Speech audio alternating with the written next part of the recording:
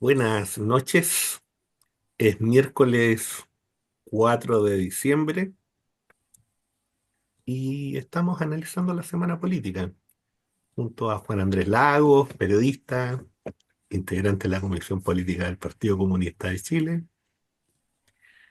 Fíjense que en esta semana, principalmente a nivel nacional, han ido ocurriendo una serie de cosas, pero yo distinguiría, ¿no es cierto?, como un tema muy importante lo que ha ocurrido con este acuerdo con las ISAPRES, ¿no? Con este acuerdo de pago de las ISAPRES, que en realidad tiene escandalizada a la ciudadanía. Cuando llegaron esos correos, ¿cierto?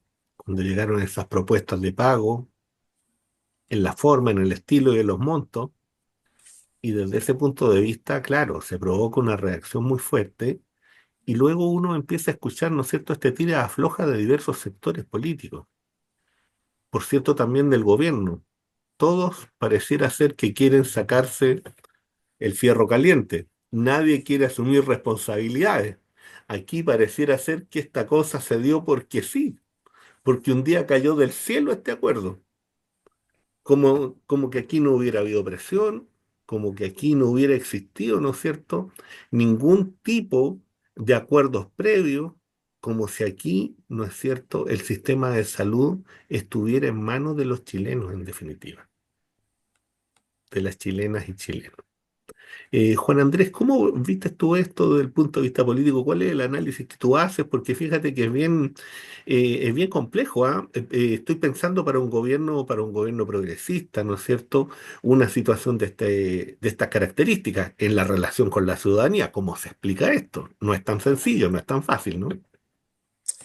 No, no es tan fácil, Omar. Ahora, mira, yo lo primero, para ir al tratar de hacer el esfuerzo para ir en directo al grano, lo primero es que yo creo que esto deja en evidencia una vez más la disonancia entre poderes, poder ejecutivo, parlamento, respecto de la ciudadanía.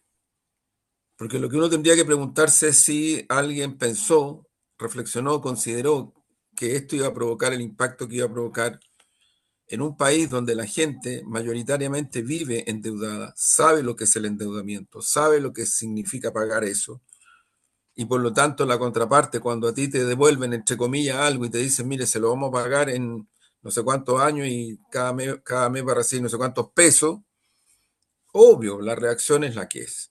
O sea, yo creo que ahí hay un punto de disonancia tremendo, tremendo, tremendo, que yo creo que hay que decirlo, tiene que ver también con esto que dan todos los estudios, no solamente las encuestas, esta distancia y rechazo de la ciudadanía al Parlamento, a los partidos políticos, tiene que ver con este tipo de cosas. Y hay que asumirlas antes de empezar a interpretarlas, descalificarlas, hacer así. Yo creo que hay que asumir que esto está ocurriendo y que está cursando que es un tema profundo, no es una cuestión menor.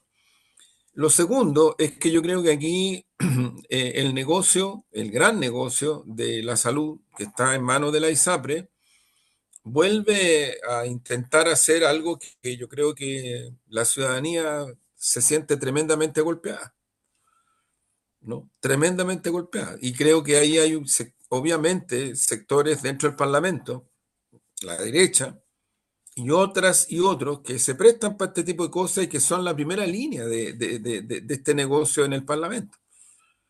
Y claro, tienen mayoría y por lo tanto pueden avanzar en la dirección que quieren avanzar, instalando incluso mecanismos de negociación, pero avanzan. Y aquí en concreto lo que ocurrió fue esto, en concreto. O sea, aquí esto no salió de una imposición, esto salió de un acuerdo y de una votación.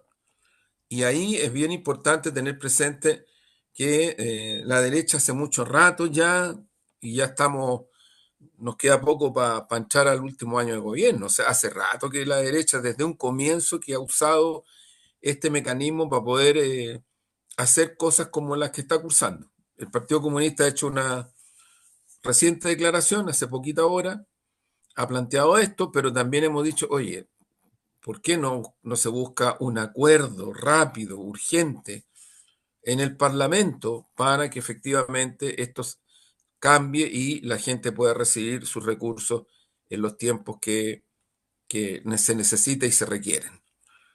Esa es la propuesta concreta. Eso de alguna manera podría mitigar, ¿no? De alguna manera, mitigar, porque yo creo que ya el chancacazo fue al pecho, ¿ah? A la cara, a la boca, a la nariz, al corazón, ya fue. Una vez más, porque no es el primero y lamentablemente yo no sé si va a ser el último, pero un país donde tú tienes negocios tan grandes, con tanta tasa de rentabilidad como es el negocio de la salud, el negocio de las pensiones, que ojo, ahí se está dando vuelta. Tú tienes cosas de esa dimensión, yo creo que es muy importante poder mirar y poner más atención a este tipo de asuntos que son los que con toda razón tienen muy indignada una parte grande de la ciudadanía chilena. Oye, Juan Andrés, y en esto que tú estás planteando, fíjate que aquí se está dando también un cuadro político que es bien complejo, ¿no? Cuadro político que lo reflejan las encuestas, que lo refleja un estudio del PNUD que nosotros hemos ido citando, ¿no es cierto? Que lo refleja, por cierto, también los resultados de las propias elecciones, esta especie de contradicción que existe, ¿no? En donde, en apariencia el gobierno puede tener un segundo aire, incluso la posibilidad, ¿no es cierto?, de a lo menos competir, todavía sin nombre, pero hay la posibilidad de competir. Y por otro lado se ve, ¿no es cierto?, una derecha que luce un nombre que aparentemente le va medianamente bien, pero que está estancado por otro lado. Pero sin embargo, hay como tú dices, una ciudadanía que percibe a ambos sectores, o a más a diferentes sectores, ¿no es cierto?, sin capacidad de poder entregar soluciones concretas. ¿Qué es lo que tú ves a partir, ¿no es cierto?, de estos estudios? ¿Cómo tú haces un análisis político de lo que está ocurriendo y cómo en el fondo se puede percibir, ¿no es cierto?, un posible escenario en relación con eso? Bueno, Aventurarnos, sí, es que se nosotros puede. hemos, sí, no, yo creo que hay que hacer el esfuerzo por proyectar. Yo creo que nosotros en nuestro humilde programa hemos hecho ese esfuerzo y creo que es reinteresante mirar el proceso. Es muy evidente que en Chile, a pesar de que algunas y algunos lo niegan o lo rechazan, siguen existiendo fragmentaciones y desigualdades socioeconómicas muy fuertes, en muchos planos, ¿no? Y se agudizan respecto de la inseguridad ciudadana, respecto del crimen organizado, el narcotráfico. Son cuestiones que están golpeando en la cotidianidad a la ciudadanía. Yo creo que ahí, Omar, es súper importante tener presente que esto no se termina porque hay un resultado electoral. Yo creo que esa fórmula burocrática que tienen algunos de mirar la democracia representativa, que además es una democracia representativa muy fatigada, la chilena, muy fatigada, yo creo que es muy peligroso poner las cosas en esos términos. Más todavía, yo creo que las últimas elecciones lo que develan es que hay ciertas expresiones ciudadanas que se reflejan en las elecciones y que se pueden transformar en tendencia. Y el punto es que en este momento en Chile tenemos objetivamente un sector que crece desde el punto de vista electoral, que es la derecha, en sus distintas expresiones, pero creció en gobernaciones, creció en consejeros regionales, creció en municipios, creció en concejalía y creció en votos. Esa es la realidad, ¿no? Esa es la realidad. No es un sector que esté jibarizándose o que se esté achicando. Todas las encuestas dan, unas más, otras menos, a Evelyn Matei como la persona más afectada desde el punto de vista de la probabilidad de ser electa presidenta de Chile. Y luego está Kast y aparece ni más ni menos que Kaiser, ¿no? Eso es lo que está cursando en la derecha. O sea, y Kast está un poquito más abajo que Michelle Bachelet, que es la única persona que aparece en este otro campo, es la única persona que aparece con algún grado de competitividad, algún grado, porque el resto de los nombres están muy recontra bajos. Y yo creo que también ahí ya está bueno de hacernos espejismo, cosas extrañas, porque es lo que es. O sea, Este ya no es solo una encuesta, son varias, son diversas. Y lo que te están mostrando es que hay realmente un vacío grandote para este lado, muy grandote. Y para el otro lado hay diversidad, pero yo creo que es muy peligroso, pero extraordinariamente peligroso, si se quiere revertir esta tendencia, apostar a la división de las candidaturas de la derecha, porque eso no va a ocurrir. Mira, en todas las elecciones, salvo cuando fue en los 90 el frafra, salvo ahí, se produjo realmente una fragmentación en la derecha.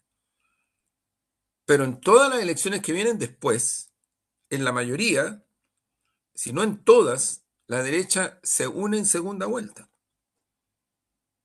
Y se une bien, o sea, no es que se una mal, se une bien, se articula, ¿no? Yo creo que ahí hay un solo fenómeno que es muy importante tenerlo en cuenta, y es que en la elección, esto que hemos hablado también, la volatilidad del voto en la ciudadanía chilena, porque, porque son hechos reales, no es interpretación.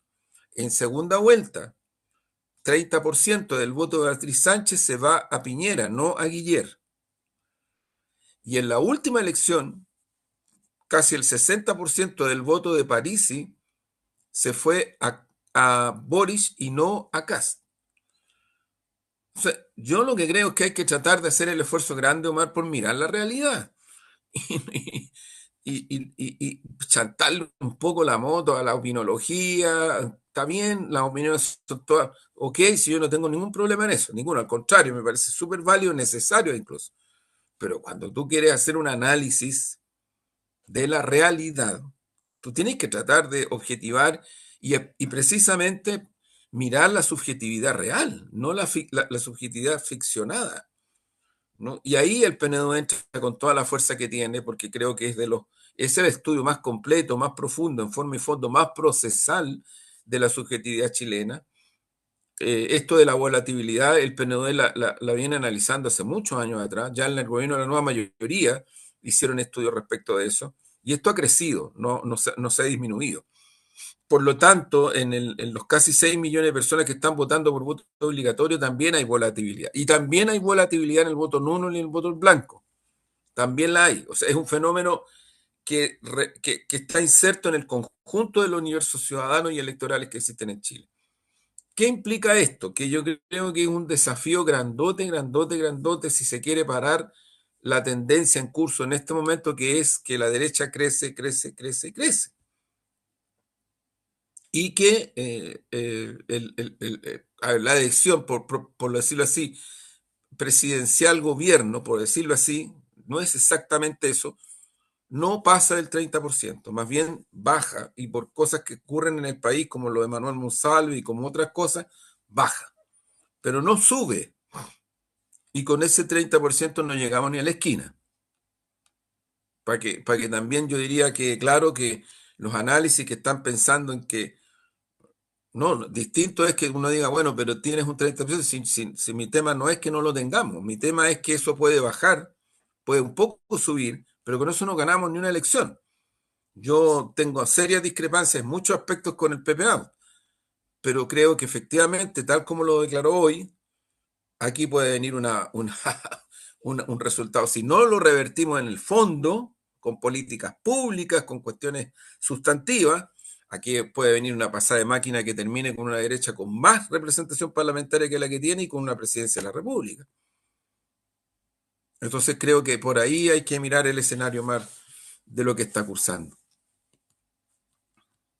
Andrés, ¿y cómo ves tú la respuesta desde tu visión, ¿no? De los partidos de gobierno? ¿Cómo ves tú eso? Mira, yo creo que no tenemos la misma visión y eso no es un problema. Yo creo que hacerle caso al Mercurio o a algunos canales de televisión que lo único que tratan de mostrar es las fragmentaciones, las disputas, las tensiones, agarrarse de eso. Y bueno, si ellos, tanto la hegemonía mediática, el canal de Lux y Canal 13, Chilevisión, Paramount, CNN, cadenas transnacionales, Mega, Heller, Falabella, en fin, todo, lo hemos dicho otras veces, no lo digo en términos despectivos, lo digo en términos de realidad también, es así, tienen direccionalidad de mensaje, tienen hegemonía, pesan mucho más en la sociedad chilena que todos los partidos de la derecha juntos, desde el punto de vista de construcción de subjetividades. Eh, ¿Por qué comento esto? Porque yo creo que ahí hay un intento de mostrar siempre a fuerzas de, por llamarlo así, el oficialismo dividida, fragmentada, qué sé yo. Mira, yo lo que creo, Omar, es que la diversidad para construir un camino común, un diseño común, una síntesis, no es un problema. El problema es cuando esas diversidades te afectan la direccionalidad común, la acción común, que es distinto. Y ahí sí que se te produce una dificultad. Por ejemplo, concreto, yo creo que en este momento, para enfrentar esta tendencia que hemos señalado y para poder revertirla y para poder ganarle a la derecha, tú necesitas ampliar el arco de alianzas a todo lo que te pueda dar, a todo. No es este el momento de mirar para abajo o excluir a nadie, pero a nadie. Nosotros acabamos de tener una reunión bien interesante con la directiva del Partido Popular, encabezada por Cristian Cueva, estaba Camila Ríos, de su equipo político, Ujú, y vamos a seguir teniendo reuniones con distintos ujú. sectores. Ahora, que el Mercurio esto lo trate de mostrar como que se están dividiendo, bueno, es cosa del Mercurio, hacen su pega, Canal 13 hace su pega, Chilevisión, está bien, yo en eso no lo digo despectivamente, pero acá lo que necesitamos es construir un arco muy amplio de alianza social y política que tenga una expresión electoral. Y en esa dirección, insisto, no puede quedar nadie. Pero nadie, si hay algo que muestran las elecciones municipales y la de gobernadores regionales en primera y en segunda vuelta, es que eso es un dato de la realidad. Mira, en la región metropolitana, la elección en segunda vuelta de, de, de Orrego, de Claudio Orrego, Ujú. tiene que considerar por dato de realidad la votación que provenía del mundo de la senadora Fabiola Campillay, Por porque es supuesto. real.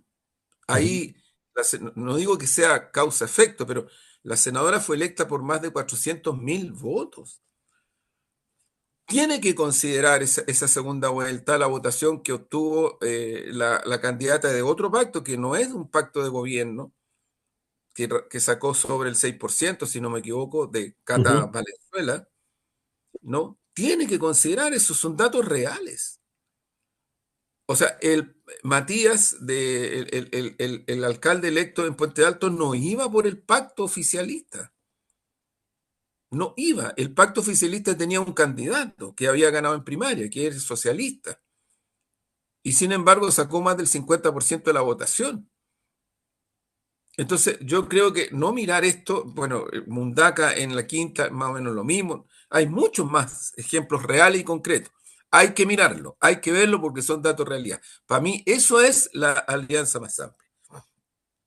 Y por otro lado, yo creo que esta cuestión de parar a la derecha a como dé lugar, oye, ¿sabes qué? Que la ciudadanía no nos va a creer, porque esto de parar a la derecha se viene desde los 90. Desde los 90 que se viene, mediados de los 90 que se viene hablando en términos electorales, paremos a la derecha, el mal menor, que en fin, ujú. ya eso simplemente hay una ciudadanía muy significativa que no cree eso por lo que ha vivido, no por otra cosa, por lo que ha vivido. Esa ciudadanía sí quiere parar a la derecha para que hayan cambios, para que realmente haya un cambio en las pensiones, para que hayan realmente cambios más profundos en los temas salariales, precariedad, cuidado, atención de cuidados, la mayoría mujeres, cosas concretas, para que los municipios más carenciados tengan más recursos, para tener programas mayores para mujeres que cuidan, que son la mayoría en Chile, pero también para pañales para la tercera edad. Y si alguien a mí me dice que eso es populismo, no sé en qué planeta vive, de verdad, porque es harto peligroso si se empieza a hablar de populismo, porque un programa de gobierno tenga este tipo de cosas y otras más profundas. O sea, fíjate aquí cómo la derecha tensiona en cuestiones súper concretas ¿Para efectos de qué? Para efectos de demostrar de que aquí lo que se necesita es lo que está haciendo la locura de Milei en Argentina. Es lo que está haciendo Trump y lo que hace Biden, porque no es solamente Trump, lo que hace Biden, ¿no? O sea, tú tienes que demostrar que efectivamente, así como queremos fortalecer el Estado con un nuevo ministerio de Seguridad, que fue trabajado fuerte y duro, fuerte y duro, fuerte y duro, y necesita gestión y recursos, así también necesita gestión y recursos en una macroeconomía que más del 75% la controlan los grandes privados. Entonces de ahí no va a salir si sigue esto así. Entonces yo creo que hay que empezar a mirar un programa de gobierno con una dimensión que le permita a la ciudadanía decir, ya, yo voy a votar por esta gente porque si logran ser gobierno y si logran ser mayoría en el Parlamento van a llevar adelante este tipo de cosas. Hay ejemplos positivos, pero qué duda cabe. Hay varios ejemplos desde los 90 en adelante. Yo solo destaco algunos. Cuando Michelle Bachelet hace programas dirigidos a las mujeres de 30 años para arriba, más o menos, en su primer gobierno, no en el segundo. Eso impacta a las mujeres hasta hoy, porque son cosas concretas. Les cambiaron en una parte significativa aspectos de su vida en el terreno de la materialidad. Y vuelvo al punto. Si alguien cree que eso es populismo, de verdad, no sé en qué planeta vive, pero no es Chile. Eso sí que me queda claro. Oye, Juan Andrés, recuerdo que estamos analizando la semana política y a nivel internacional han ido ocurriendo una serie de sucesos bien relevantes, ¿no? Yo diría desde el punto de vista político-militar, incluso profundamente inquietante. Esta ofensiva que se produce contra el gobierno sirio en este acuerdo, ¿no es cierto?, entre turcos, israelitas y, por cierto, siempre la mano que se oculta, ¿no es cierto?, la mano norteamericana. Pensemos que Siria tiene, colinda con Turquía, colinda con Irak, con Jordania, con el Líbano, por cierto. Eh, Fíjate que en esto lo que informa Scott Ritter, militar norteamericano, ¿no?, viene y dice que este acuerdo entre Israel y Turquía estaba pensado, ¿no es cierto?, para marzo, para organizar esta ofensiva. Y sin embargo, esta ofensiva se adelanta.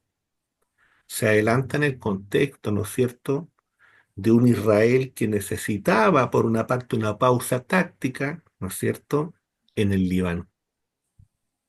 Y es así como se configura este escenario, que implica, por una parte, ¿no es cierto?, tensionar a la Federación Rusa, que es un apoyo fundamental para Siria, como también al propio Irán y también a Hezbollah, por cierto. Y esa es la situación que se está viviendo hoy día ahí, en ese lugar, sin contar que en Gaza siguen, ¿no es cierto? Pareciera que los muertos se siembran, pareciera que el asesinato, ¿no es cierto?, es una gran continuidad, incluso reconocido por propios generales, por exministros de gobiernos anteriores del Estado de Israel. Asimismo, ¿no es cierto?, a nivel internacional también ocurre una situación particular que ha llamado profundamente la atención de lo que pasa, ¿no es cierto?, en, en la península de Corea, y en donde de repente nos enteramos, ¿no es cierto?, de un intento de golpe de Estado. Un intento de golpe de Estado, tenemos que pensar, ¿no es cierto?, que Corea del Norte colinda con China, por cierto, hacia el frente está Japón, y un poquito más allá de Corea del Norte, ¿no es cierto?, está la Corea del Sur, con esa separación, ¿no es cierto?, que se da producto de la guerra de los años 50. Bueno, este presidente, ¿no es cierto?, que está hoy día en Corea, lo que hace, ¿no es cierto?, es venir e tratar de instalar, ¿no es cierto?, una ley marcial. ¿Por qué trata de instalar esta ley marcial? ¿Qué es lo que hay detrás de esto? Fíjate que Corea, reconocido por el propio gobierno norteamericano, por sus propios militares, y esto cito al coronel MacGregor, viene y dice: Corea es una colonia, es nuestra colonia militar. donde nosotros tenemos entre 25.000 y 28.000 efectivos, donde además el presidente que existe es una persona que es producto de una instalación de la CIA, porque el partido opositor, que es un partido liberal, pero es un partido liberal nacionalista, por tanto, acusado en este momento de ser pro-norcoreano, en el contexto, ¿no es cierto?, donde este presidente, bajo su sistema de inteligencia, que es el sistema de inteligencia de la CIA, viene y dice que hay norcoreanos en Rusia. Cuestión indemostrable y que no es más que parte, ¿no es cierto?, de una narrativa, de un cuento, de una historia. Bueno, a partir de esa narrativa se pretendía que personas del ejército surcoreano pudieran ingresar a Ucrania, con la oposición, ¿no es cierto?, de estos sectores en el Parlamento. Y eso es lo que hace, ¿no es cierto?, que se intente este golpe de Estado, que tiene que ver nuevamente con una operación norteamericana, ¿no es cierto?, de tensionar en diversos sectores, pero que hay que estar muy atento, porque esta situación es tremendamente peligrosa. Con eso, Juan Andrés, te entrego este cuadro, ¿no? Como para Sí, que tú puedas ver y comentar. Y en eso, sí. como pequeños detallitos, solo como pequeños detallitos, fíjense que la embajadora inglesa en Chile visita las Malvinas y genera una respuesta muy dura por parte, ¿no es cierto?, del gobernador del extremo sur argentino. Ojo con eso. Omar, mira, yo te sigo. Primero, nosotros dijimos en el programa anterior y citamos textualmente a Netanyahu. Lo citamos y dijimos, el cese al fuego para Israel, para Estados Unidos y para la OTAN no es un cese al fuego para salvar vidas. Y citamos textualmente lo que decía Netanyahu. Y lo está aplicando. Y lo está aplicando. Siguen los bombardeos y la masacre en Gaza, en el Líbano. Siguen. No han parado. No han parado. Mientras en Naciones Unidas se vuelve, porque es reiterado, a aprobar la idea de reconocer al Estado palestino, ¿no? Se vuelve. Mientras eso ocurre, acá lo que hace el imperialismo yanqui, los israelíes y la OTAN es simplemente seguir bombardeando Líbano, Gaza, y abren un frente, no es que no existiera antes, lo reabren en realidad, desde el punto de vista militar, porque hay aviones de guerra norteamericanos que están bombardeando territorio sirio, aviones de guerra en estas horas. No son aviones de otra parte, son de guerra norteamericanos, no son ni siquiera israelíes.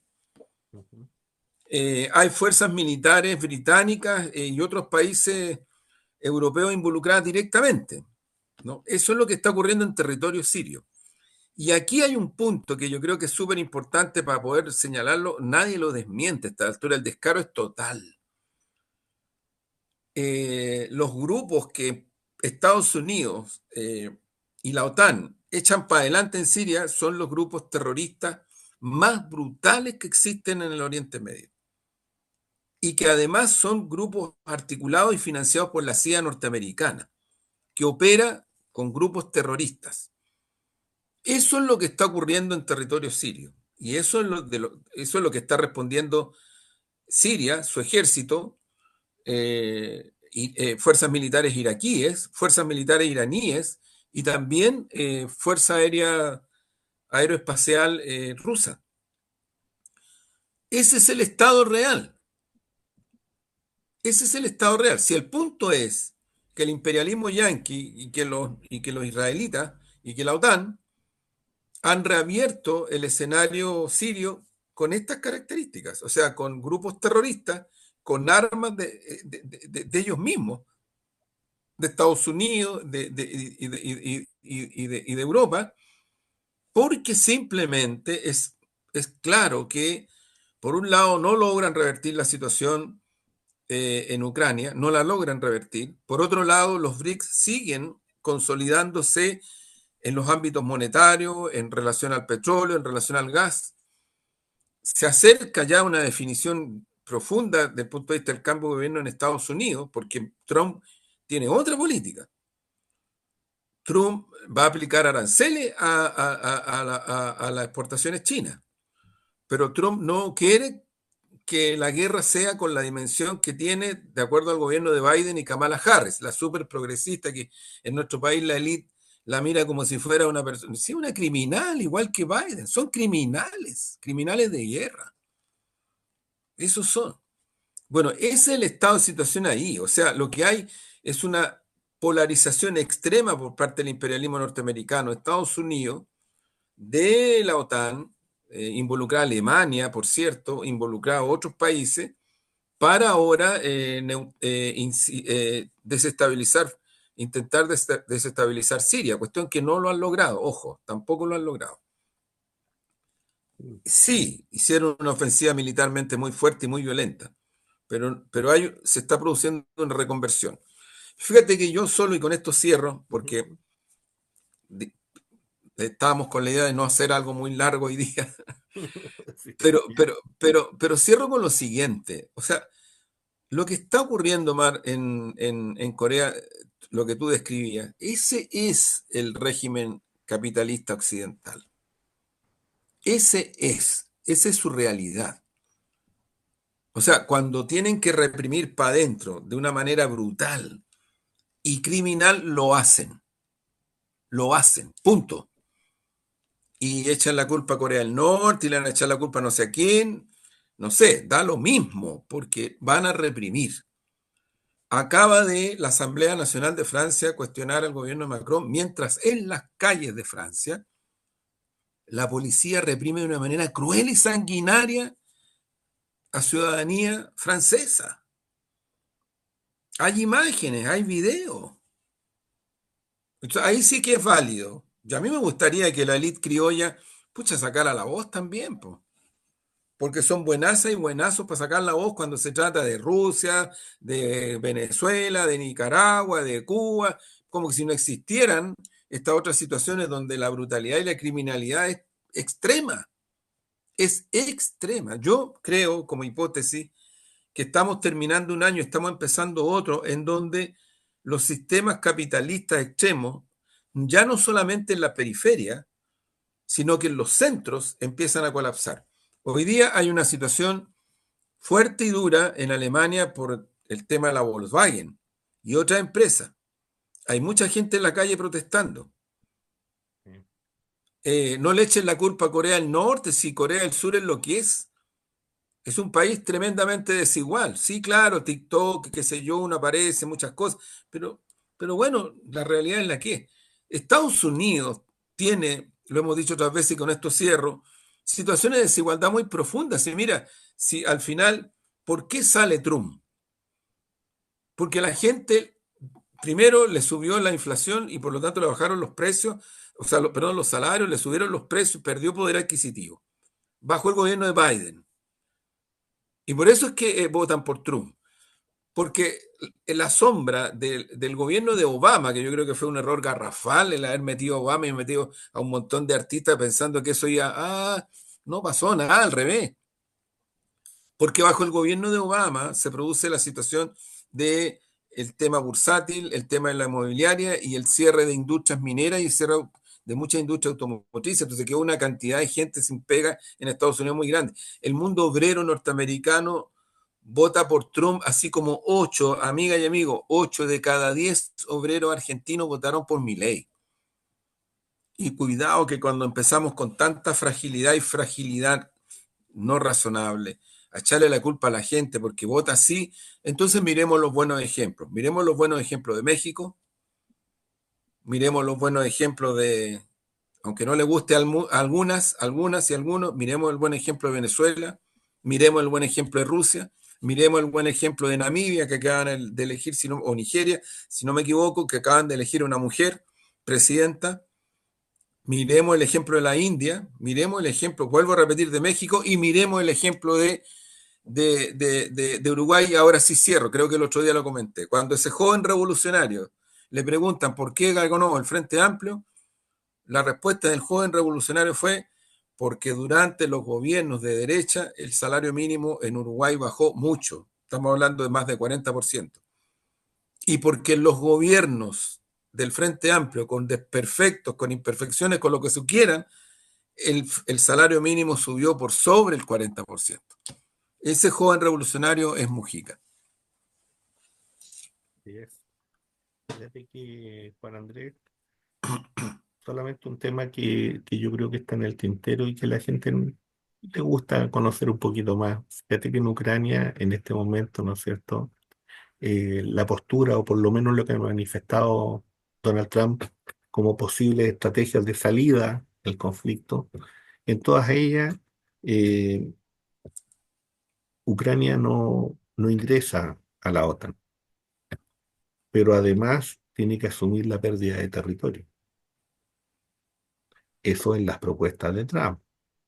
Sí, Propuestas que por lo demás, insisto, ¿no es cierto?, están mediadas por lo que nosotros hemos comentado en este último tiempo, que tiene que ver, ¿no es cierto?, con el avance sostenido de las tropas rusas, con, ¿no es cierto?, con un desenlace que ya es conocido como la derrota ucraniana, en donde la propia Unión Europea, donde la propia OTAN ya está diciendo y cambiando el discurso, diciendo, mire, lo que pasa es que ahora vamos a ir a negociar.